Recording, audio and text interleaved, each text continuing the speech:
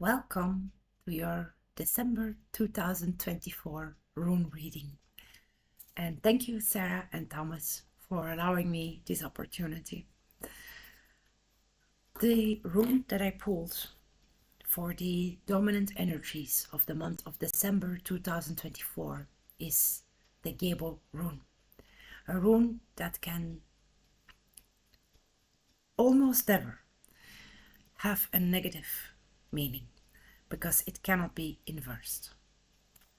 And the rune itself is rather positive, but with conditions, with caveats. It's not really surprising to draw this rune during this month, as it is Yuletide. And it has a lot to do with the mutual exchanging of gifts.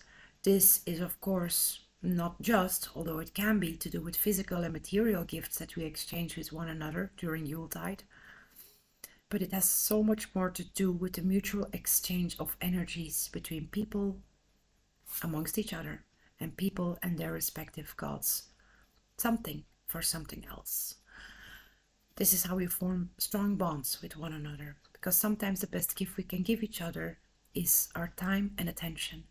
Because time in our modern times is practically one of the most valuable commodities.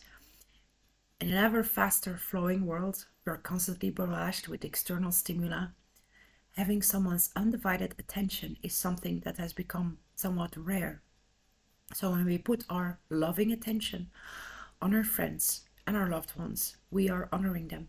This is how we show people that we care about them. It is also true in a negative sense, that somebody that is very negatively focused on you also cares about you. Perhaps a bit too much and not in the way you would like, but they do. Yule is the time that we honor our ancestors, those close to us, and our gods. You have to imagine for a moment how it was like for people way back. The very harsh Norse and Germanic winters, when people were huddled around a campfire, well, not a campfire, a fire under a roof. It was vital for those people to not have any deep seething negative feelings towards each other, because there was no other place to go. Go outside, subject yourself to the elements, it's a death sentence. Be excluded from that shelter and that fireplace, it's a death sentence. Guaranteed death sentence. Something for something else is also one of the universal laws of magic. You cannot expect great things for very little. So this rune, it's one of creation and sacrifice. It's both. One cannot always be the giver and one cannot always be the taker. That is the hallmark of an unhealthy relationship. So it becomes a matter of introspection. Who are we in the relationships that we uphold with other people? And we must be honest with ourselves about that. Self-deception is something that inhibits personal growth.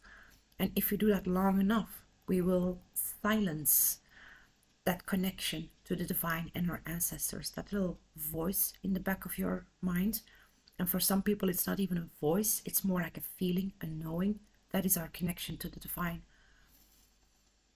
If we silence that voice long enough, we will effectively sever the connection entirely. And that is when we will lose favor with the gods. That is the point that the Hamingya, the spirit that functions as a bridge between you and the divine, becomes nearly irreparably damaged. Your Hamingya can leave you if that becomes the case for you.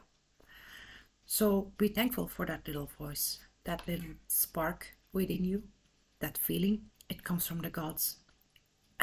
It is a gift to you from the gods. So it is important that we honor that we don't try to silence it.